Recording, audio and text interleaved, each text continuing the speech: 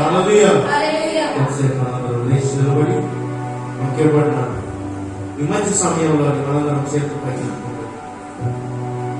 దేవుని ఆరాధించుకుందాం. ఒకసారి యేసయ్యా నీకే వందనాలు, స్తోత్రం, నీకే వందనాలు తెలియజేస్తున్నాను. స్తోత్రం స్తోత్రం స్తోత్రం స్తోత్రం. యేసయ్యా నీకే వందనాలు. దేవా నా ప్రాణము నీ కొరకే తప్పించుచున్నది. దేవా నా ప్రాణము నీ కొరకే తప్పించుచున్నది. యేసయ్యా నీకే వందనాలు. ప్రతి ఒక్క మనుషులకు బట్టి ఆయన ఆరాధించుకుని స్తోత్రంతో నీకు వందనాలు తెలియజేస్తున్నాను.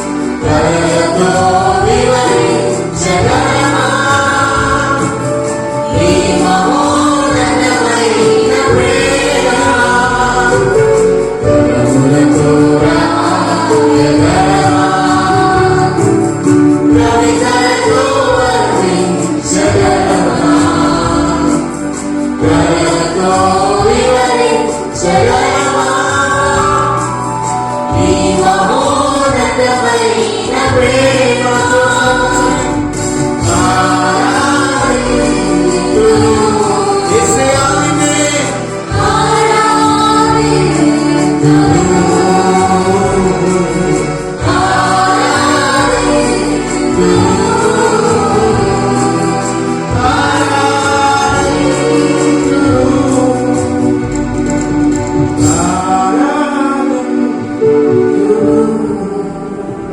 ప్రతి ఒక్క నోరు తెలుసుకునే మాట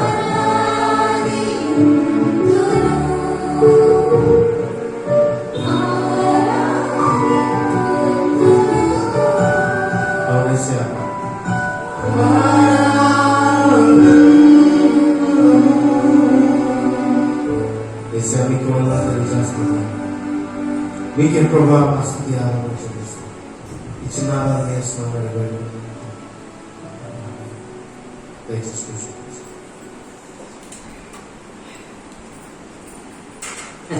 ప్రార్థనతో యొక్క దేవుని వాక్యంలో కదా ప్రార్థన చేస్తాం. పరిశుద్ధమైన తండ్రి దేవా, దేవుళ్ళు మీరు మాకు ఇచ్చిన భాగ్యం కొరకే తీసుకుంటాను. ఇదిగో ఈ వారం మొదటి నెలలో, ఈ నెలకు మొదటి నెలలో మమ్మల్ని ప్రవేశపెట్టి గడిచిన 2 నెలలు సంరక్షించి కాపాడినారు. మరి ప్రాముఖ్యంగా ఈ వాక్యంలో ధ్యానం చేయటకు ఈ సాయంకాలాలు మాకు అనుగ్రహించిన గొప్ప ఆధిక్యతను హృదయపూర్వకంగా నేను స్తుతించటకు మాకు ఇచ్చిన గొప్ప భాగ్యం కొరకే మీకే లెక్కలేని వందనాలు స్తోత్రాలు.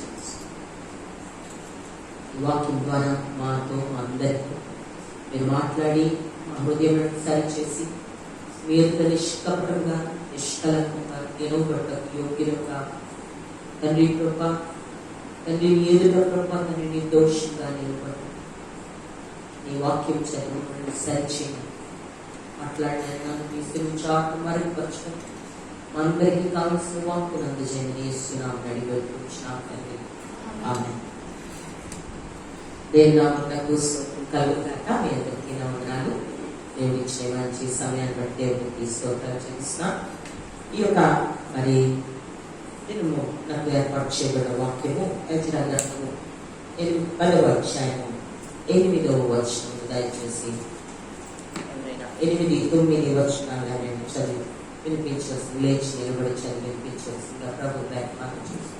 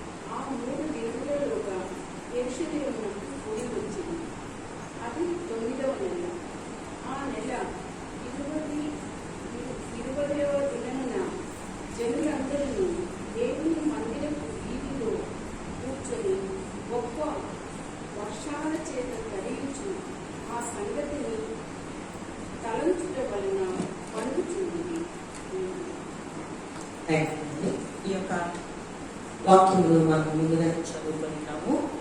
ప్రాముఖ్యంగా ఈ యొక్క రిపెంటెన్స్ అనే ఈ యొక్క ఈ ప్రత్యేకమైనటువంటి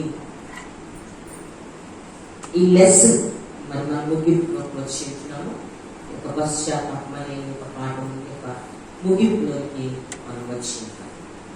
ఈ లేఖన భాగాన్ని మనం ధ్యానం చేసాం.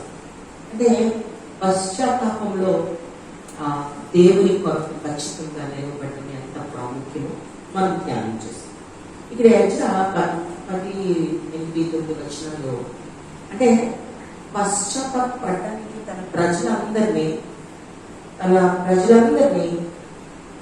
దేవుని సన్నిధిలో పశ్చాత్తాపడడానికి, కలిసి దేవుని సన్నిధిలో పశ్చాత్తాపడడానికి రమ్మని ఆహ్వానాన్ని పలుకుతున్నాడు. మనము జాగ్రత్తగా ఆలోచన చేస్తే అక్కడ మరి 3 దినములలో వారికి టైం ఇచ్చాడు. వారికి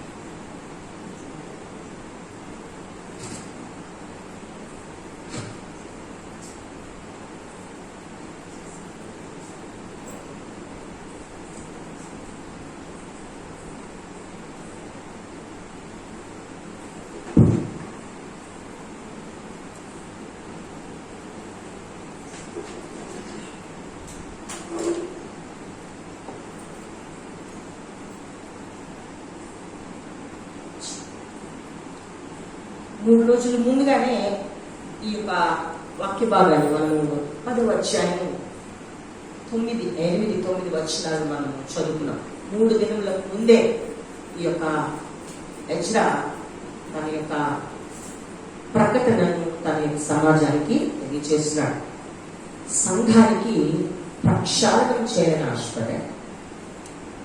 ఒక్కొక్క వ్యక్తిగా అడగట్లేదు, మొత్తము సంఘంలో ఉన్న ప్రతి ఒక్కరిని, లేకపోతే తన యొక్క దేశంలో ఉన్నటువంటి ప్రతి ఒక్కరితో మాటలు ప్రార్థన చేస్తాడు దేవుని ఎదుట. ఎందుకంటే తన తర్వాత ప్రజలకు, తన తర్వాత ఉన్నటువంటి తరముల వారికి ఈ యొక్క భయంకరమైనటువంటి చెర లేకపోతే అవమానము, దుఃఖము కలగకుండానట్లు దేవుని సన్నిధిలో అతడు తన యొక్క ప్రజలను హెచ్చరించడం మనం చూస్తా ఉంటాం. 3 దినాలు ఇచ్చాడు అడుగుతున్నాడు.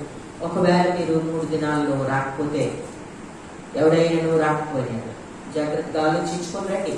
రాకపోయినా మీ ఆస్తి అంతా ఏం చేస్తారంటే దేవునికి ప్రతిష్ట. దేవునికి ప్రతిష్ట అంటే వారికి చాలా భయం ఇస్తాయి. దేవుని దగ్గర ప్రతిష్ట చేసిన తర్వాత ఎవరు ఉండడానికి అని వీలేదు. సో దేవునికి ప్రతిష్ట అని చెప్పి ఒకవేళ అది విడుదల చేయాలని అనుకుంటే దేవుని దగ్గర నుండి వారి సంఘంలో వెలివేయబడతారు. సంఘానికి, దేశానికి, సమాజానికి మీకేమాత్రము ఆ యొక్క సంబంధం ఉండదు అన్న మాటను తెలియజేస్తాం. ఈ లేఖ భాగాన్ని జాగ్రత్తగా ఆలోచన చేస్తే కొద్దిమంది ఈ యొక్క ఎజ్రా చేస్తుంది వ్యతిరేకించేది. అందరికి ఇష్టం ఉండదు కదండి. అందరికీ ఒక మనస్సు ఎప్పుడు కలిగి ఉంటారు. ఒక్కొక్కసారి దేవుని వాక్యము అది కొంతమందికి హెచ్చరికగా ఉంటుంది, కొంతమందికి నాతోనే మాట్లాడుతున్నట్టు అనిపిస్తుంది. కొంతమందికి ఏమనిపిస్తుంది అంటే రాష్ట్రానికి ఏం పని లేదు, నాతోనే, నా మీదే ఇప్పుడు నన్నే చూసి మాట్లాడుతుంటారు. దేవుని వాక్యం తాలూకా గొప్పతనం అది. అది ప్రతి ఒక్కరితో మాట్లాడుతూనే ఉంటారు. హల్లెలూయా. ప్రతి ఒక్కరికి బలాలు ఇవ్వడానికి, ప్రతి ఒక్కరిని బాగు చేయడానికి, ప్రతి ఒక్కరిని హెచ్చరిక చేయడానికి, అంటే ఎవరికి కావలసిన విధంగా దేవుని వాక్యము మన జీవితాలని ప్రవేశిస్తుంది. అయితే ఎజ్రాకు వ్యతిరేకంగా కొందరు, మనం ఆల్రెడీ ఇంటికి ఎక్కడి నుంచి చదివేయండి మాటలు, 100 కీర్తన 119 కొన్ని వచనాలు చదివేయండి. హల్లెలూయా. అయితే ఆ కీర్తనలో దేవుడు ఆ యొక్క దావీదు చెప్తారంటే తను దేవుని ధర్మశాస్త్రాన్ని అనుసరించినప్పుడు ఎంతమంది వ్యతిరేకిస్తున్నారు. తను చంపేయాలని ఆలోచించారు, నువ్వు తీసుకపెట్టాలని ఆలోచించారు, చెదగొట్టాలని ఆలోచించారు. ఎన్నో ఆ యొక్క మరి ఆలోచనలు. ఎందుకంటే దేవుని పక్షంగా నిలబడుతున్న వారి మీద ఎప్పుడు వ్యతిరేకత ఉంటానే ఉంటారు. ఎప్పుడు వ్యతిరేకమైనటువంటి మనస్తత్వాలు ఎక్కడో దగ్గర లెగుస్తూనే ఉంటాయి. సో దావీదు ఆ యొక్క వివరణ 119వ కీర్తనలో అనేకమైనటువంటి వచనాలు తెలియజేస్తున్నాడు. అయితే ఇక్కడ జాగ్రత్తగా ఈ లేఖన భాగాన్ని మనము అర్థం చేసుకోవాలి. ఏంటంటే ఎజ్రా తనకు ఈవిడినటువంటి అధికారాన్ని బట్టి దేవుని నిబంధనను జనులు స్థాపించడానికి కోరుకున్నాడు. దేవుని యొక్క కాంబినెంట్, దేవుని యొక్క కట్టడలు, దేవుని ఇచ్చిన ఆజ్ఞలు ప్రజలలో స్థిరముగా నిలవబడాలన్న ఆశ. అంటే ఇష్టం వచ్చినట్టు ప్రవర్తించకూడదు. అది దేవుడు ఆ యొక్క కొండ మీద మోషేకు ఇచ్చినటువంటి ఆ ఆజ్ఞను ప్రజలు తరతరముల వరకు నెరవేర్చాలని ఒక ఆశ. వారు తప్పిపోవడం వల్లనే కదా ఇంత శ్రమను వారు అనుభవించారు. మన జీవితాల్లో చాలా మార్లు మనం తప్పిపోతూ ఉంటాం.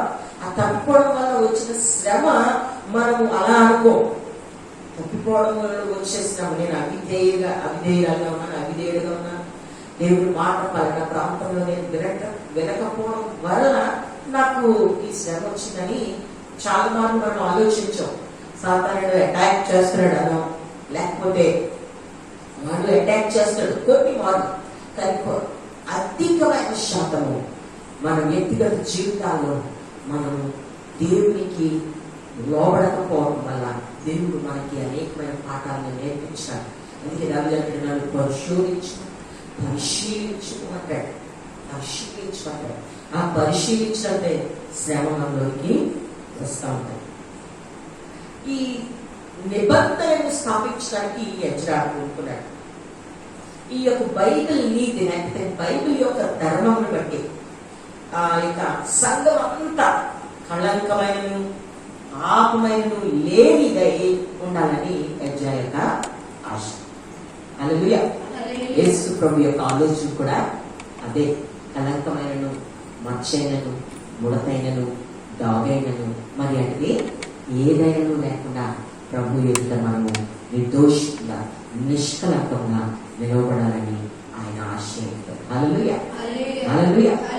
ఈ యొక్క వాక్యాన్ని బట్టి జాగ్రత్తగా ఆలోచన చేస్తే ఆ ఎజ్రా అక్కడే, అంటే పాత నిబంధన గ్రంథంలోనే అతడు తన యొక్క దేశమంతా, తన క్రైస్తవ లేకపోతే ఆ యొక్క ఇశ్రాయేలు సమాజం అంతా కళంకము లేకపోతే పాపము లేనిదై దేవుని ఎదుట ప్రజెంట్ చేయబడాలని ఆశపడ్డాడు.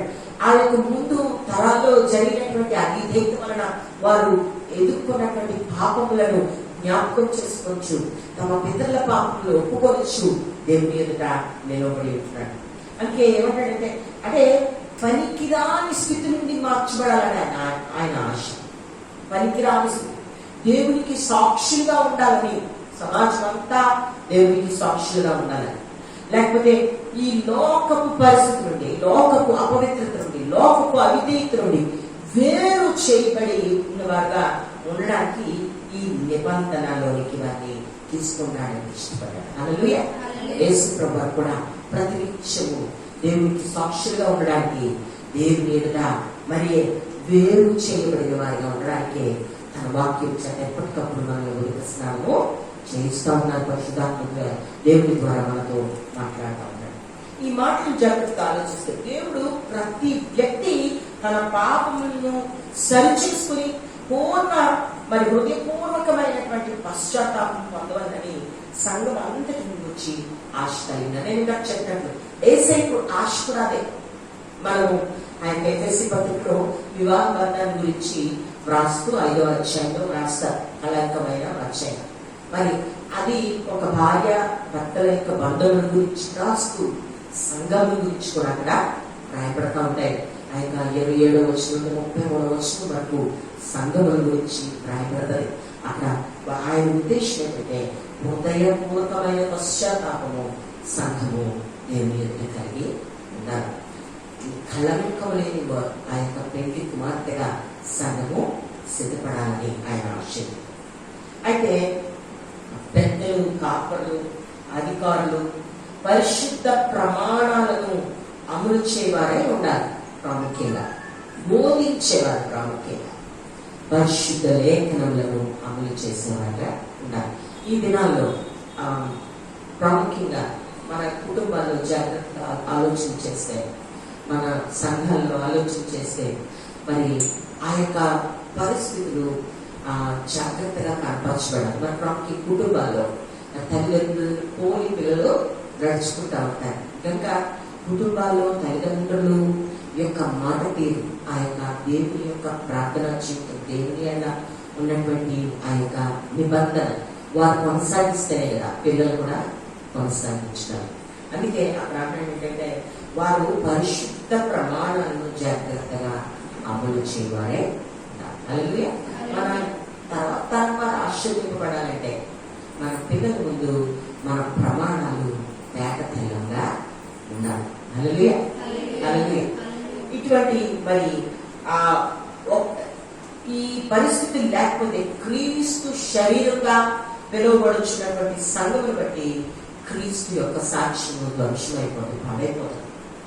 అటువంటి సాక్ష్యము అధికారులైన వారు, సంఘ కాపరులు, తల్లిదండ్రులైన వారు, ఒక సమాజంకు బోధించే వారుగా ఏర్పరచబడినటువంటి వారు, మాదిరికరంగా నిలవబడడానికి, ఒక మందను నడిపించడానికి ఏర్పరచబడిన వారు. నేను అంటాను, మందను నడిపించడానికి సేవకులు ఏర్పరిస్తే, ఒక కుటుంబాన్ని నడిపించడానికి తల్లిదండ్రులు దేవుడు ఏర్పరచుకుంటున్నాడు. అలాగే వారు వారి మాదిరిని కనపరచారు,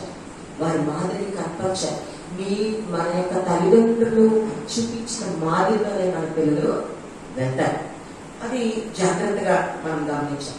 ఒకవేళ ఆ మాదిరిని మనం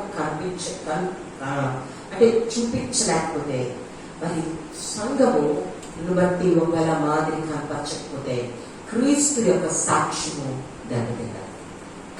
అది అందుకే దేవుడు అంటే ఎవరిని బట్టి నా నామం పరచబడి మిమ్మల్ని బట్టియే కదా అని అంటారు కదా. మన ప్రవర్తనని బట్టియే దేవుడి నామము అవమానపరచబడతా ఉంటారు.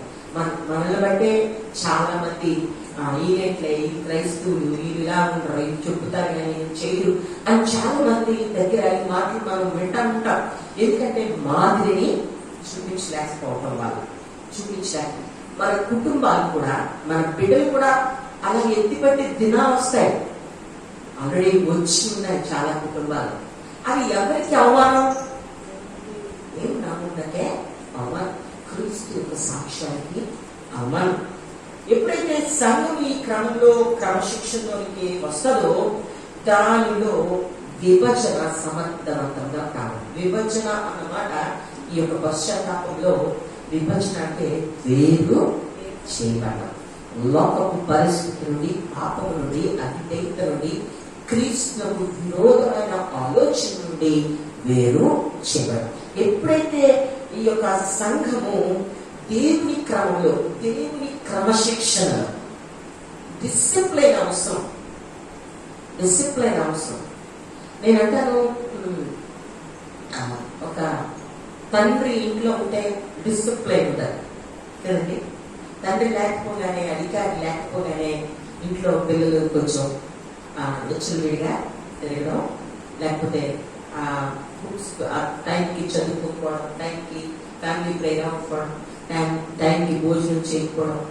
ఎందుకంటే ఆ యొక్క హెడ్ వారి యొక్క క్రమంలో, ఆ క్రమశిక్షణలో ప్రజలు, కుటుంబాలు వెళ్తా ఉంటాయి.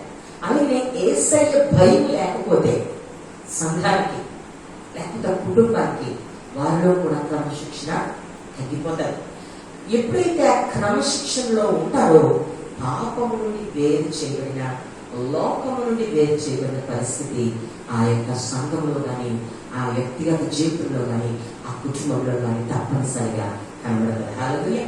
ఈ క్రమంలో ఎవరైతే దేవుని కృపల గురించి, పరిశుద్ధ ప్రమాణాల గురించి సరి అయినటువంటి అవగాహన లేని వారై ఉన్నారు, వారు అధికారులను, కాపరులను, లేకపోతే భర్తను ఎదిరించేవారై ఉంటారు. క్రమశిక్షణ లేనటువంటి వారు. ఇక్కడ చాలా క్లియర్ గా దేవుడు మాట్లాడతాడు. నువ్వు దేవుణ్ణి ప్రేమించేదానివైతే నీ భర్తకు నువ్వు లోబడతావు. నీవు దేవుణ్ణి ప్రేమించేదానివి అయితే నీ యొక్క అధికారులకు, రోమపత్రిక 11వ అధ్యాయంలో రాయబడి ఉంటుంది, నీ పైన అధికారులకు లోబడి ఉండి అని రాయబడి ఉంటుంది. కాపర్లు బోధించడానికి లోబడి ఉండాలి. హల్లెలూయా. ఎప్పుడైతే మనలో క్రమశిక్షణ తగ్గుతుందో లోబడు తత్వము తగ్గిపోతుంది. లోబడు తత్వము తల్లిదండ్రుల మీద తిరగబడటం, భర్త మీద తిరగబడటం, అధికులు సేవకుల మీద తిరగబడటం, తిరిగి మాట జవాబు చెప్పడం, వారు చెప్పిన దానికి వంకలంచడం, ఇవన్నీ ఎప్పుడు లోపల ప్రజల్లో బయలుదేరితే వారి జీవితాల్లో క్రమశిక్షణ లేకపోయినప్పుడు, ఒక సరైన నిబంధనలో వారు జీవించలేనప్పుడు వారి జీవితాల్లో ఇటువంటి పరిస్థితులు ఏర్పడతా ఉన్నాయి. వారట సంఘమును లేకపోతే అధికారులను ఎదిరించేవారుగా చెప్పాడు. మన చర్చ్లో ఒక ఆయన ఉండేది. ఇక్కడ నేను వాక్యం చెప్తుంటే చెప్పి నేను బయట నుంచి అరుస్తూ ఉంటాడు.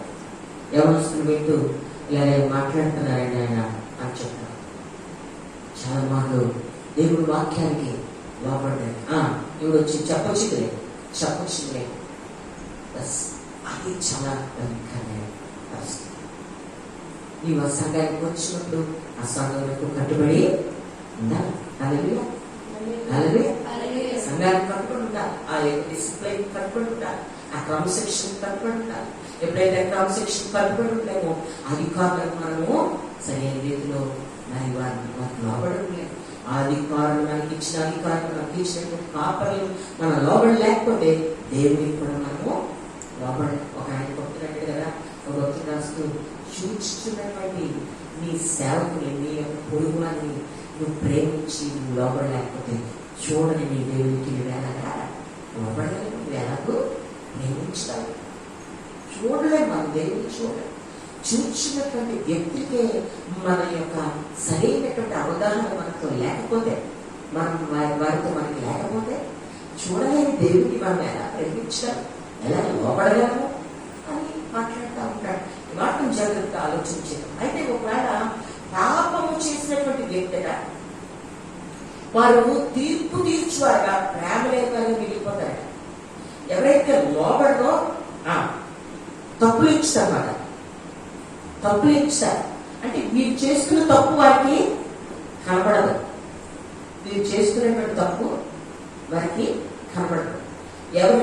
ఏం చేస్తుంటే ప్రతి ఒక్కరికి అంటే వేసే మాట్లాడారు. నీ కంట్లో దూలం ఉంచుకొని ఎదురు వారి కంట్లో నలుసు తీయడానికి నీ కంట్లో నలుస్తుందయ్యా, నీ కంట్లో నలుసు తీసుకో, నీకేం కనబడలేదా అంటారు. కానీ ఈ అంటున్నటువంటి వారి కంట్లో ఏముందట, పెద్ద లోకే ఉందన్నమాట. అంటే వారికి ప్రపంచమే కనబడదు. ఒక ఉదాహరణకి మన వాళ్ళు మాట్లాడిన పక్షం లోపం అంతా పక్ష కనబడదు. అంటే వాడు ఆ యొక్క రోగంలో ఒకటి మిగిలినందరూ రోగగ్రస్తులే అనుకుంటాడు. వాడు పాపంలో ఉండి మిగిలినందరూ పాపులే అనుకుంటాడు. అంటే దేవుని గురించి, దేవుని సేవకులను గురించి, దేవుని యొక్క క్రమశిక్షణ గురించి, దేవుని నిబంధన గురించి ఒక ప్రత్యేకమైనటువంటి అవగాహన లేనటువంటి వారు ప్రతి ఒక్కరిని తీర్పు తీర్చడం ప్రారంభిస్తారట. ప్రేమ లేని వారు అందరి మీద కోపమే, అందరి మీద చిరుగొర్లే, అందరి మీద చికాకే, నేనే కరెక్ట్ అనుకుంటా ఉంటారు. నేనే కరెక్ట్ అనుకుంటా ఉంటారు. దేవుడు ఇక్కడ చాలా మాట్లాడు. అయితే ఒకవేళ పాపము చేసిన వ్యక్తి పశ్చాత్తాపం పడుటకు నిరాకరించినట్లయితే, బైబిల్ వాక్యము, దేవుని వాక్యమును అనుసరించకపోతే బైబిల్ స్పష్టంగా అటువారిని హెచ్చరిస్తుంది ఏంటంటే, అటువారిని సహవాసముల నుండి బహిరంగముగా వెలివేసి మిగిలిన వారితో మరి సహచరుడిగా ఎంచకూడదు. ఇది చాలా గంభీరమైన పరిస్థితి. ఏంటంటే బైబిల్ వాక్యాన్ని ఇది మన సంఘాల్లో జరగట్లేదు. ఆదిమ సంఘంలో జరిగేది. ఇప్పుడు అంతా ఏంటంటే ఎవరైనా బాధపడిపోతానేమో, బోధలు కూడా ఖచ్చితంగా బోధ చేయరు. ఖచ్చితంగా చేసిన బోధలు సంఘంలో మనుషులు ఉండరు. ఖచ్చితంగా బోధిస్తే ముఖం మారిపోతా ఉంటారు మనుషులు. నా గురించి చెప్పేస్తున్నారు అని ఎంతో మంది సేవకుని నిందించే. ఒకసారి ఒక కుటుంబం నా దగ్గరికి వచ్చాను కదా, పాస్ట్ గారండి మనం మంచిగా చూడతారు. నాకు మా పాస్ట్ గారికి కోపం వచ్చేస్తుందండి. ఎప్పుడు ఇంకా నా గురించే చెప్తాడండి పాస్ట్. ప్రతి ఆదివారం, ప్రతి లక్షవారం, ప్రతి శుక్రవారం నా గురించే చెప్తాడండి. అంటే అప్పుడే నాకు దేవుని వాక్యం తాలూకా పరిస్థితి ఏంటండి, మనలో పాపం ఉంటే పాస్టర్ గారు ఎవరిని ఉద్దేశించి చెప్పకపోయినా మనకు తగులుతా ఉంటుంది. నా గురించి అన్నప్పుడు మరి మీరు ఎందుకు మారకూడదు అంటే, సంవత్సరాలు నా గురించి చెప్తే అసేమించుతుందంట పాస్టర్ గారు. అందుకే చర్చ మానేశారు. దేవుడు మాట్లాడుతూ ఉన్నాడు. ఒకవేళ పాపం చేసిన వ్యక్తి అంటే బహిరంగంగా పాపం చేసింది, సంఘానికి వ్యతిరేకంగా పాపం చేసింది, సంఘంలో కనబడుతున్నట్లు పాపం చేసిన వ్యక్తి పశ్చాత్తాపడడానికి ఇష్టపడకపోతే ఇక్కడ ఎజ్రా బహిరంగంగా పాపం చేసిన వారిని తీసుకొచ్చే బయట లిస్ట్ ఇచ్చాడు. ఎవరెవరు చేశారు. మనం మన ధ్యానం చేసాం కదా 27,747 మంది ఎంతమందో వారు ఆ చరణం విడిపెట్టబడితే 111 మంది అన్యులైనటువంటి ప్రజలను పెళ్లి చేస్తున్నారు. లిస్ట్ ఇచ్చాడు. ఎవరెవరు ఏ వంశం వారు, ఏ అధికారులు ఉన్నారు, ఏ ఎవరస్తులు ఉన్నారు, లిస్ట్ ఇచ్చాడు. అందులో కొందరు రావడానికి ఇష్టపడలేదు. ఈ నూతన నిబంధనలో కూడా యేసయ్య ఈ మాట క్లియర్గా చెప్పారు. అది పాత నిబంధన గ్రంథం కదండి. సంఘంలో నుండి వెళ్ళేయడం అని అంటే ఈనాటి ఏంటంటే బైబిల్ వాక్యాన్ని సంఘంలో ఎవరైనా అనుసరించకుండా ఇష్టం వచ్చినట్టు ప్రవర్తిస్తే దేవుని సేవకులకి, దేవుని మందిరంలో ఉన్నటువంటి పెద్దలకి ఒక అధికారాన్ని దేవుడిస్తూ ఉంటాడు. ఏంటంటే బైబిల్ని స్పష్టంగా అంటే వారిని సహవాసంలో నుండి బైబిల్ని సరిగ్గా సరిగ్గా అర్థం చేసుకొని లోబడకపోతే వాక్యానికి అట్టి వారిని ఏం చేయమన్నాడు? సహవాసంలో నుండి బహిరంగంగా వెలివేయాలి. బహిరంగంగా అందరికి తెలిసినట్టు వాళ్ళు ఏం చేయలేక మిగిలిన వారు వారితో సహవాసము చేయకూడదు. వారిని మన సహోదరుడే అనట ఎంచకూడదంట. ఎందుకంటే తన తప్పుల విషయంలో ఆ విధంగా బుద్ధి చెప్పాలని అది తెలియజేయబడినటువంటి బహిరంగంగా తెలియజేయబడిన ఒక విధానం అంట. మత్తయి సువార్త 18వ అధ్యాయం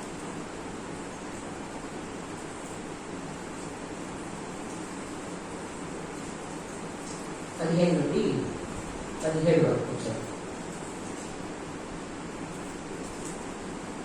15వ వచనం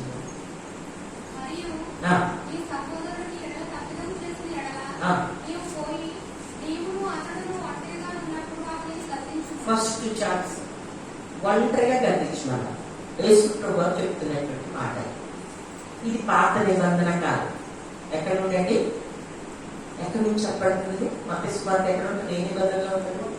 కొత్త. అంటే ఎవరు మాట్లాడుతున్నారు ఈ మాట?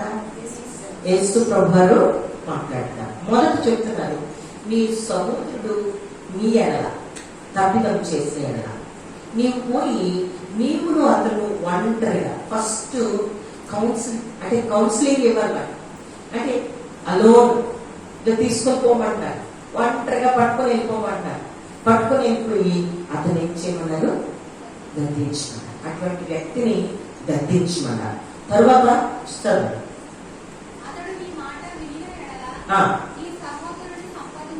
అతను ఒకవేళ నీ మాట వింటే దేవుని స్తోత్రం, వెనక్కి వచ్చాడు నీ సహోదరుడు సంఘంలో నువ్వు సంపాదించుకున్నావు.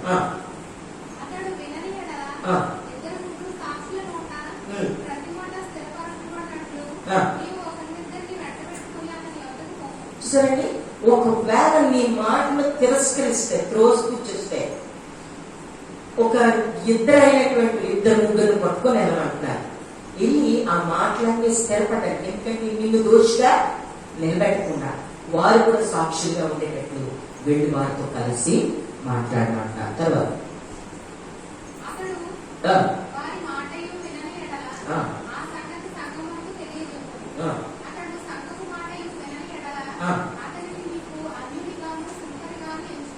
వారు ఇంకా వానికి అన్యునికి ఇంకేమి తేడా లేదు. వాడు ఏమాత్రం క్రైస్తవుడుగా పిలవటకు యోగ్యత లేదు. ఇక్కడ అదే నిబంధనను అక్కడ సంఘానికి తెలియజేస్తారు. చెక్ చేస్తే ఇష్టపడిపోతారు. చెక్ చేస్తే ఇష్టపడలేకపోతే వారిలో క్రైస్తవత్వం ముసుమతైనా లేదు. ఎవరైనా దేవుని మాటలు ఖచ్చితంగా మాట్లాడినప్పుడు ఒప్పుకోలేని మనస్తత్వం ఉందంటే ఎక్కడో నీవు చాలా తప్పిదం చేస్తున్నావు అని ఇక్కడ దేవుని హెచ్చరిస్తాను. అందుకే చేస్తున్నప్పుడు తప్పకుండా మనం విధేయంగా, ఒకవేళ ఎవరైనా హెచ్చరిస్తే విధేయంగా చూడాలి. దేవుని వాక్యం చాలా క్లియర్గా శ్రమిస్తుంది. అందుకే ఎజ్రా ఏం చేస్తున్నాడంటే ఇక్కడ అతని గురించి దళితులకు రాసిన పత్రిక 6వ అధ్యాయం 1వ వచనం ఒకసారి చూద్దాం.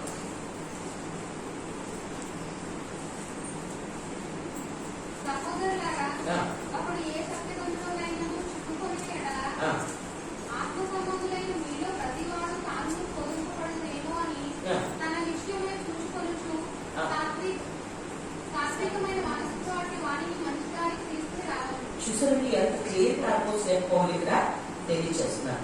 ఒకటి ఏ తప్పిదంలోనైనా చిక్కుకొని ఆత్మ సంబంధులైన మీలో ప్రతివాడు తాను శోధింపబడుతురేమో అని. అంటే ఆ శోధింపబడి పడిపోయిన వ్యక్తిలాగా మనం కూడా పడిపోతామేమో అని జాగ్రత్త పడుతూ అక్కడ అంటున్నాడు. ఆ శోధింపబడుతున్న తన విషయమే చూచుకోవచ్చు. నేను కూడా అలాంటి పాపంలో పడిపోతానేమో, నేను కూడా అంతటి అభివృద్ధిలో పడిపోతానేమో అని చూచుకోవచ్చు. సాత్వికమైన మనస్సుతో అట్టి వారిని మంచి దారికి తీసుకొని వారిని ఎలాగైనా కౌన్సిల్ చేసి వారితో మాట్లాడి. ఒకరోజు మన చర్చ్లోని పాస్టర్ గారు అన్నప్పుడు, అంటే మన యొక్క మినిస్ట్రీ స్టార్ట్ చేసినప్పుడు కొత్తలో మన చర్చ్లో ఒక ఇద్దరు యవనస్తున్నమాట. చాలా వయసు తాతామేమో, ఆ అమ్మాయి చాలా పెద్దది, ఆ అమ్మాయి చాలా చిన్నడు. సో వాళ్ళిద్దరు మంచి ఫ్రెండ్స్ అయిపోయారు. మంచి ఫ్రెండ్స్ అయిపోయి ఇంకా రాత్రి పగలు మాట్లాడారు. ఎందుకంటే సమ్మర్ అంటే మరి మా ఇంటి నిండా ఈ చిన్న పిల్లలు, యవనస్తులు 20-30 మంది పిల్లలు వచ్చి ఉండిపోతూ ఉండేవారు. సో అంతా అయ్యాక మన ఎవరింటికి పని వెళ్తూ ఉండేవారు.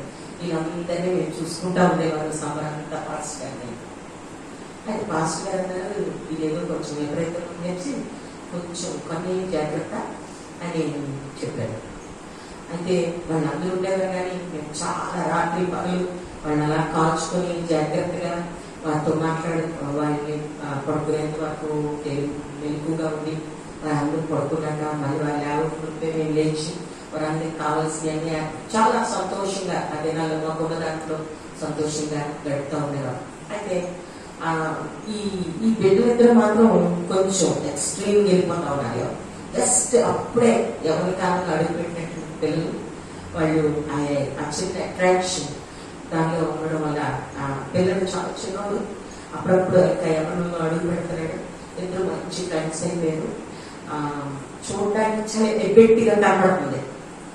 కనబడుతున్నప్పుడు వాళ్ళ అమ్మగారు వచ్చారు. అబ్బాయి అమ్మగారు, ఏంటంటే అసలు పిల్లలు నిద్రపోవట్లేదు, ఏమంటే ఆ పిల్ల దగ్గరికి వెళ్ళిపోతున్నాడు, మీరు ఎలాగైనా నాకు కొంచెం సహాయం చేయండి పాస్టర్ గారు అని ఆవిడ వచ్చి నన్ను అడిగారు. అప్పుడు నేను అన్నాను, వాడికి ఇంట్లోని ప్రేమ దక్కట్లే, మీలో ఎవరితో ఫ్రెండ్షిప్ లేదు. సో మన ఇద్దరం ఒక నిబంధన చేసుకున్నాం. ఆ నిబంధనతో నేను మాట్లాడనమాట, ముందు మీ అబ్బాయితో మీరు ఫ్రెండ్షిప్ చేయండి, ఇంట్లో మీరు ఫ్రెండ్, చర్చ్ దగ్గరికి వస్తే నేను ఫ్రెండ్, నేను బెడ్ కడతాను. మన ఫ్రెండ్షిప్ వాడితో ఆ బాండ్, అంటే మీరు ఫ్రెండ్ అంటే పట్టించుకోవట్లేదు, మీ మాట మీది, మీ పనులు మీది, మీ పిల్లలు మీరు చూసుకుంటారు, కానీ మీరు ఇవ్వాల్సిన టైం మీ పిల్లలకి ఇవ్వట్లేదు. అందుకే వారు లోకంలో ఎవరో ఒకరిని ఆ యొక్క అటెన్షన్ కోసం ఎత్తుక్కుంటున్నారు. సో మన ఇద్దరం ఈ పని చేద్దాం అని చెప్పి మేమిద్దరం ఒక నిబంధనకు వచ్చాం, అంటే పిల్లల్ని మార్చుకోవడం. అప్పుడు అలాగే అలాగేనండి, నేను టైం దొరికినప్పుడు వాటితో స్పెండ్ చేయడానికి నేను ట్రై చేస్తాను అని. అంటే మ్యాక్సిమం మా ఇంట్లోనే ఎక్కువ చర్చ్లోనే ఉంటాం పిల్లలు. అప్పుడు నేను వాడి దగ్గరికి ఆ యొక్క సంఘంలో ఉన్నటువంటి ఆ తల్లి గారు ఆ పిల్లలతో కొంచెం గడపడము స్టార్ట్ చేశాను. నేను అంటే తన దగ్గరికి వెళ్తున్నప్పుడల్లా నేను ఏదో పని చేసేదాన్ని. వాళ్ళ దగ్గర కొంచెం నిలబడరా, లేకపోతే నేను అలాగా ఏవో స్టోరీస్ చెప్పడం, ఏవో పాతవే, లేకపోతే సునీలంకి ఇలాగా, లేకపోతే లేకపోతే ఆ పాస్టర్ గారు ఇలా చేస్తూ ఉండేవారు అని ఇలాగా తనని డైవర్ట్ చేసేసరికి మా ఇద్దరికి ఒక ప్రత్యేకమైనటువంటి బాండ్ ఏర్పడినప్పుడు ఏమిటంటే అనుకోకుండా ఆ యొక్క ఎవరి కాలంలో ఉన్నటువంటి ఆ చిన్న అట్రాక్షన్ నుంచి ఆ కుమారుడు దూరపరచాడు. హల్లెలూయా. ఎందుకు నేను ఈ మాట తెలియజేస్తున్నానంటే ఇక్కడ అన్నాను కదా, ఆ యొక్క ఎఫెసీయులకు సాత్వికంతో ఏమంటాడంటే సాత్వికమైన అంటే కోపం తెచ్చుకోవద్దు, వారిని మార్చడానికి ఏం చేయమన్నాడు? మృదువైనటువంటి నెమ్మదైనటువంటి యేసు ప్రభువుకు ఉన్నటువంటి కలిగిన మనస్సు, ఈ మనస్సు మీరు కలిగి అట్టి మనస్సుతో ఏం చేయమన్నాడంటే అట్టి వాడిని మంచి దారికి తీసుకొని రావాలి. ఈ దినాల్లో మన తెలుగు ఈ టెక్నాలజీస్ పెరిగిపోయి మన పిల్లలు మనకు దూరం అయిపోతారు. లేకపోతే నాతో ఒప్పుకుంటారు కదండి. చాలా నేను అంటాను, మనము వారితో గడిపే టైము ఎక్కువైపోతుంది. సాత్వికంతో అట్టి వారిని ఏం చేయమంటున్నాడు? మంచి దారికి తీసుకొని రావాలి. అలాగే సాత్విక మంచి మనసు, నెమ్మదైన మనసు, కోపం వచ్చి కొట్టేసి ఒక రూమ్ లో పెట్టేసి గద్దించేసి అలా చేయకూడదు. ఎవరో కాదు, సంఘంలో వ్యక్తులు ముందు మన ఇంటిని బాగు చేసుకోవాలి. మన ఇంటిని బాగు చేసుకుంటే సంఘంలో ఎవరైనా హెచ్చరించడానికి అవకాశం ఉంటుంది. లేకపోతే ముందు మీ పిల్లల్ని చూసుకోండి, తర్వాత మాకు చెప్పుదురు అంటారు ఈజీగా.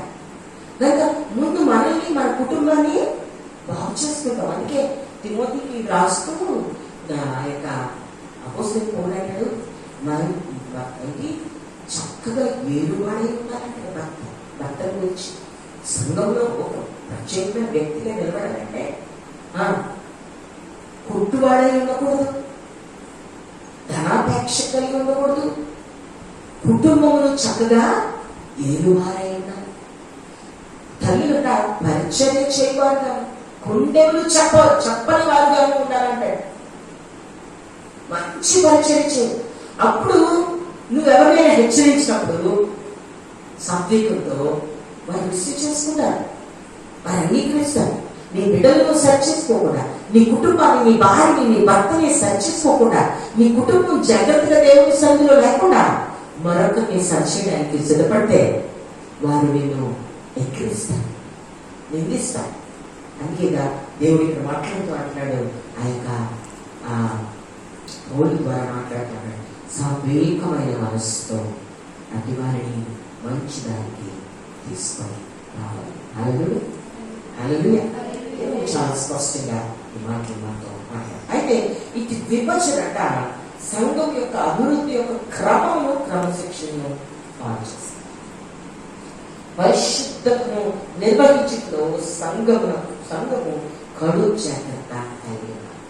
పరిశుద్ధత కలిగి ఉండడానికి ఖచ్చితమైన నియమాలు సంఘంలో ఉండాలి. సంఘంలో ఉండాలి. ఎందుకు ఈ దినాలు సంఘంలో ఇంత భయంకరమైన పరిస్థితులు? ఎవరు నిజమైన క్రైస్తవులు, ఎవరు అబద్ధ క్రైస్తవులు, ఎవరు దేవునికి లోబడుతున్నారో తెలియట్లేదంటే ఆదివ సంఘంలో హెచ్చరించినటువంటి హెచ్చరిక సంఘాల్లో సేవకులు కానీ, అధికారులు కానీ, పెద్దలు కానీ చేయలేకపోతున్నారు. పెద్దలుగా ఉన్నోళ్ళే ఎన్నో మాట్లాడతారు, అతను ఎలా చూడండి, అతను ఎలా చూడండి. అందుకే చాలా ఖచ్చితంగా అపోస్తలుడు పౌలు రాస్తారు, ఖచ్చితమైన నియమ నిబంధనలు అందులో ఉండాలి. పరిశుద్ధత నిర్వహించడంలో సంఘము కడు జాగ్రత్త. పరిశుద్ధత లేకపోతే హెచ్చరించాలి. ఎత్తమైన పాస్టర్ గారు ఆరాధనకి వచ్చే ముందు స్త్రీలందరూ ఇక్కడ కొంచెం గురువు మాట్లాడుతుంటారు. అలా ఒకసారి గట్టి గెలిచారు, ఇంటికి వస్తారు మీరు చర్చికి మోకరించి ప్రార్థన చేసి దేవుని వాక్యం ఏది వస్తుందా రాదు, నాతో ఏం మాట్లాడతారా అని ఆలోచన లేదా అంటే అప్పుడు నుండి స్త్రీలు ఒకరికొకరు మాట్లాడుకోవడం మానేసి ప్రార్థనలో ఉండడం మొదలుపెట్టారు. గుండె గురించి చెప్పుకోవాలి, సంఘంలో కొండ గురించి చెప్పుకోవాలి, ఎంతమైనటువంటి మాటలు మాట్లాడాలి, ఒకరి మీద ఒకరు మాట్లాడుతున్నారు. ఈ పరిశుద్ధులు మెయింటైన్ చేయకపోతే సంఘంలో ఉన్నటువంటి పెద్దలు కానీ పరిశుద్ధతను జాగ్రత్తగా కాపాడుకోవాలి కానీ మిగిలినన్ని హెచ్చరించాలి. అది మన బాధ్యత. అందుకే పౌలు చెడ్డవాడిని తొలగించమని చెప్తాను. చూడండి, మొదటి కొరింథీ పత్రిక 5వ అధ్యాయం 13వ వచనం. మీరు వీలైతే ఇంటికి వెళ్ళి మొదటి నుంచి 13 వరకు చదువుకోండి, రాసుకోండి. 5వ అధ్యాయము మొదటి నుండి 13వ వచనం వరకు. 13వ వచనం వరకు వెలుపలి వారికి తీర్పు తీర్చుట నాకేలా? వెలుపలి వారికి దేవుడే తీర్పు తీర్చును గాని మీరు లోపటి వారికి తీర్పు తీర్చువారు కనుక ఆ దుర్మార్గుని మీలో నుండి వెలివేయుడు. చూసారండి, ఇక్కడ ఈ యొక్క వచనంలో, ఈ యొక్క అధ్యాయంలో మొదటి నుండి రాస్తాడు. ఈ అధ్యాయంలోనే మనం పురుషుల పేరు గురించి కూడా రాయబడింది. మనం 3 దినాల క్రితం అది ధ్యానం చేస్తున్నాం. ఇక్కడ ఆ యొక్క లోబులు, త్రాగుబోతులు, విగ్రహారాధికులు, మరి అట్టి వారితో సంఘర్షించే వారి గురించి రాస్తూ, వారిని గురించి రాస్తూ అంటున్నారు ఏంటంటే, ఆ యొక్క 13వ వచనం, వెలుగుల వారికి దేవుడే తీర్పు తీర్చు కానీ మీరు లోపలి వారికి తీర్పు తీర్చేవారు కనుక ఆ దుర్మార్గుని మీలో నుండి ఎదురైంది. ఎవరైనా అభ్యర్థులు కనబడితే, ఎవరైనా ఇష్టం వచ్చినట్టు ప్రవర్తించేవారు కనబడితే ఏం చేయమంటాడండి? వేరేసుకోమంటాడు. అందుకే ఇక్కడ యేసు ప్రభు అంత ఖచ్చితంగా చెప్తున్నాడు, పౌలు ఖచ్చితంగా దాని గురించి చెప్తున్నాడు. ఎంతకన్నా ఖచ్చితంగా పాత నిబంధన గ్రంథంలో రాయబడింది. ఎవరైనా పశ్చాత్తాపం లేని జీవితాలు ఉంటే వారిని సంఘంలో నుండి ఎదిరేయడానికి ఈ యొక్క కంకణం కప్పుకున్నారు. దేవుడు ఈ యొక్క మాటలు నాతో చాలా క్లియర్గా మాట్లాడతాం. ఈ విధమైనటువంటి పరిచయ మన జీవితాల్లో జరగకపోతే వారితో పాటు మనం కూడా ఆ యొక్క ప్రమాదంలో పడాల్సిన అవసరం ఉంటుంది. అందుకే ఆ యొక్క శరీరం గురించి అంటాడు, పశ్చాత్తాపం లేకపోవడం వల్ల, పాపం నుంచి తాము దూరపరచుకోకపోవడం వల్ల వారందరూ శ్రమపడాల్సి వచ్చింది. ఒక్కరి వల్ల, యోనా మాట వినలేదు, అతని వల్ల ఆ యొక్క షిప్ లో ఉన్నటువంటి అందరికీ ఎఫెక్ట్ అయ్యారు కదండి. అందరూ ఆ తుఫాను బారిన పడ్డారు. అందరూ ఎప్పుడైతే తాను దేవుని ఎదుట, ఒక్కసారి ఆ మాట చదువుకుని మనం ముగించుకున్నాం. యోనా గ్రంథంలో ఆ మాట ఎంత చక్కగా వ్రాయబడి ఉంటుందంటే, యోనా ఎంత చక్కగా అయినటువంటి పశ్చాత్తాపము అక్కడ దేవుని ఎదుట.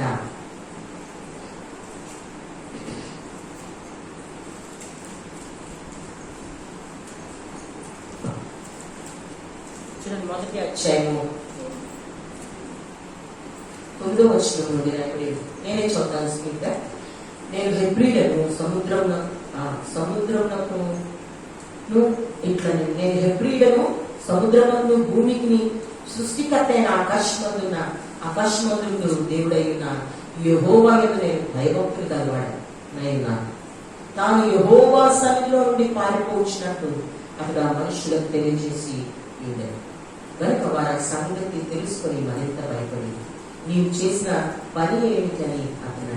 అప్పుడు వారు, సముద్రం పొంగుచున్నది, తుఫాను అధికమైపోతున్నది, సముద్రం మీదకి రాకుండా నిమ్మరించటకు నేను నీకేం చేయవలని అడిగాను. నన్ను బట్టియే ఈ గొప్ప తుఫాను మీ మీదకి వచ్చాను అని వచ్చాడా. హల్లెలూయా. ఎప్పుడైనా ఇంట్లో ఏమంటే నేనా అని అంట, మా వాళ్ళు ఎందుకోతాడు, నేను ఎప్పుడైనా చేయను. మనకు తెలుసు, మనసు తెలుసు, అది మన వల్లే అయ్యింది. కానీ బయటికి దబాయింపు సెక్షన్ అంటారు, దబాయింపు బాగా చేసేస్తా ఉంటాం, ఒప్పుకోవడానికి ఇష్టపడం. అక్కడ దైవజనుడుగా ప్రవక్తగా అతను నన్ను బట్టియే ఏమంటాడంటే, నన్ను బట్టియే ఈ గొప్ప తుఫాను నీ ఇంటికి వచ్చినదని నాకు తెలుస్తున్నది. నన్ను ఎత్తి సముద్రం ఏమైతే నన్ను వేచేసేయండి, నా వల్ల మీరందరూ సఫర్ అవుతారు. ఈరోజు నేను అంటాను, మన కుటుంబాల్లో ఒకవేళ ఏదైనా పరిస్థితి వ్యతిరేకంగా, లేకపోతే బలహీనతలు, లేకపోతే ఆర్థిక సమస్యలు, నెమ్మది లేని పరిస్థితి, ఎదుగుదల లేని పరిస్థితులు, ఉద్యోగాలు లేని పరిస్థితులు, లేకపోతే అవమానకరమైన పరిస్థితులు, అటువంటి పరిస్థితులు ఉంటాయి. నన్ను బట్టి ఈ పరిస్థితి వస్తుందని ఎప్పుడైనా మనం ఆలోచన చేస్తాం. మన కుటుంబాల్లో జరుగుతున్న ఆ యొక్క పరిస్థితులన్నిటికీ ప్రభా నేను కారణాలు ఎప్పుడైనా ఇతరుల మీద మనం ఎప్పుడు నిందన వేయడానికి ప్రయత్నము చేస్తాం. మనం అనుకుంటాం ఈ పరిస్థితులు ఇలా ఉన్నది కాబట్టి కదా ఇది ఇలా అయ్యింది. కానీ మన హృదయంత రంగమును సరిచేయటకు దేవుడు ఒక్కొక్క మన మాట తీరు మార్చడానికి, మన ఆలోచనను మార్చడానికి, ఆయన ఎదుట సాగిపడి ప్రార్థన చేయడానికి దేవుడు మనల్ని ఏం చేస్తాడంటే పరిశోధన చేస్తాడు. హల్లెలూయా, హల్లెలూయా. అందుని బట్టి మనం ఒప్పుకోవాలి, ప్రభా ఇది నన్ను బట్టి నా కుటుంబం ఈ యొక్క శ్రమ అనుభవిస్తాను, నన్ను బట్టి ఈ పరిస్థితి వచ్చింది. ఒక్కసారి ఎప్పుడైనా మనం ఒప్పుకోగలిగాం. మనం ఒప్పుకోలేకపోతున్నామంటే సంఘంలో ఉండడానికి, దేవుని ఎదుట ఉండడానికి యోగ్యం కామని యేసు ప్రభువు చాలా ఖచ్చితంగా పశ్చాత్తాపం పడలేనటువంటి నాలుక హృదయము ఒకవేళ క్రైస్తవులో ఉందంటే మన సంఘంలో ఉండడానికి యోగ్యుడు కాడు అని క్లియర్గా నేను తెలియజేస్తున్నాను. ఈ దినాల్లో అటు స్థితి నువ్వే అంటే ఎవరు ఒప్పుకోరు. దేవుడు ఒకవేళ ఈ దినాన మనల్ని బట్టి ఈ స్థితి నా కుటుంబానికి వచ్చింది, నా సంఘానికి వస్తుంది అనేటువంటి అలా ఒప్పుకొని నా దేవుడు మీతో మాట్లాడితే ఒకసారి ఒప్పుకుంటూ ఈ యొక్క మాటలు మనం పఠిస్తున్నాం. దేవుడి మాటలు నుంచి ఆయన నుంచి ప్రార్థన చేస్తాం. ఒక్కసారి మనోని ప్రభా మేము ఎన్నో ప్రాబ్లమ్స్ ఫేస్ చేస్తాం, ఆర్థికంగా, అనారోగ్యంగా, అయితే బిడ్డలు మా చేత ఆగిపోయారు, నా భర్త పరిస్థితిలో ఉంది, అయితే నా కుటుంబ పరిస్థితిలో ఉంది. చాలా మంది వై అన్న క్వశ్చన్, ఎందుకు ఇలాగా అన్న క్వశ్చన్ మనకు వస్తూ ఉంటుంది. నేను ఒకసారి అన్నా, ఒకవేళ నేను పశ్చాత్తాపం పడిపోవడం వల్లే ఈ యొక్క తుఫాను నా ఇంటి మీద వస్తుందేమో ప్రభా. యోనా ఒప్పుకున్నట్లు నన్ను ఒప్పుకుంటున్నాను ప్రభా. యోనా పశ్చాత్తాపడినట్లు నేను పశ్చాత్తాపడినా, నన్ను బట్టి నా కుటుంబానికి ఈ శ్రమ అని నేను ఒప్పుకుంటున్నాను. నేను ఇప్పటి వరకు ఇద్దరి మీద నిద్రేస్తున్నాను.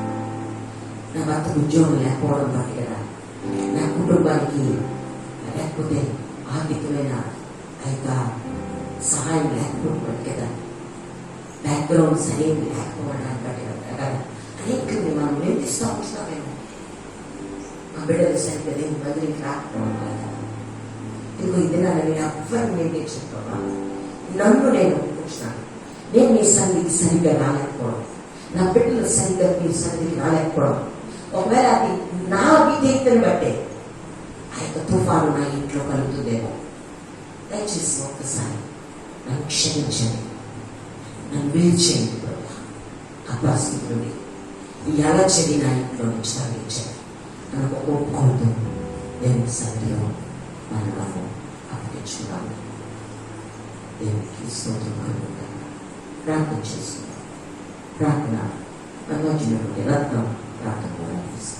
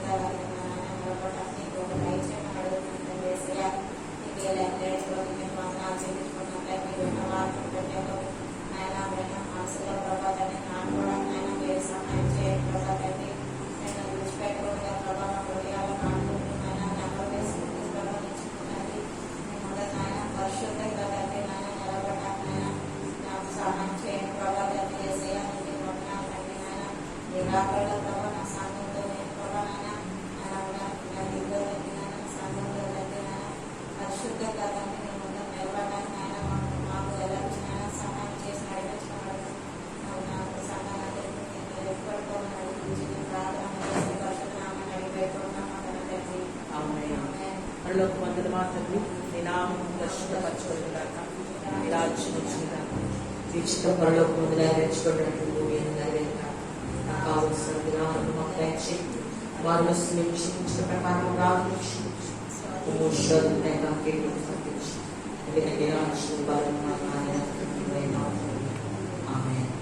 ఇప్పుడు మన తండ్రి అయిన దేవుని ప్రేమ, కుమారుడైన యేసుక్రీస్తు కృప, పరిశుద్ధాత్మ ఇచ్చే సహవాసం ఇక్కడ చేరిన వరకు సంఘమంతకి ఇప్పుడు ఎల్లప్పుడూ తోడైంది. ప్రతి నిత్యము పశ్చాత్తాపమును పొందుకొచ్చు ఆయన ఎదుట నిష్కలంకంగా నిలవబడ్డకు సిద్ధపరచుకొని నడిపించుగాక. ఆమేన్. Praise God. Yes. మీ యొక్క ప్రేయర్ రిక్వెస్ట్ ఆల్రెడీ పాయింట్ పెట్టాం. మన యొక్క చర్చ్ యొక్క ప్లాట్ఫామ్ గురించి దయచేసి ప్రార్థనలో కంటిన్యూ చేయవలసింది కోరుతున్నారు. వాళ్ళు రేపు వచ్చి దాన్ని ఇస్తున్నారండి. దయచేసి ప్రేయర్స్లో జ్ఞాపకం చేసుకోవాల్సిందిగా కోరుతున్నాను. Thank you.